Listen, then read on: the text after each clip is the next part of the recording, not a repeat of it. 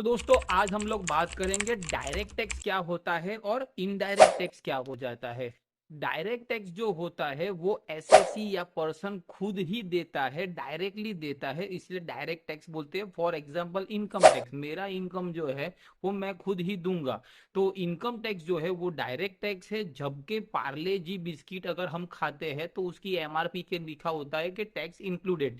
तो ये टैक्स जो होता है गवर्नमेंट इनडायरेक्टली कलेक्ट करती है। अब कैसे कलेक्ट करेगी? सपोज आपको मैगी लेना है तो नेस्ले को बोलेगी अगर आपने 1 लाख मैगी बनाया है तो 1 रुपए के हिसाब से 1 लाख दे देंगे नेस्ले वाले जीएसटी या तो इनडायरेक्ट टैक्स गवर्नमेंट को। वो फिर वो होलसेलर से रिसीव कर लेंगे, होलसेलर रिटेलर से पैसे ले लेंगे और अल्टीमेटली कस्टमर जो होते हैं हम लोग उसको पैसे दे देते हैं।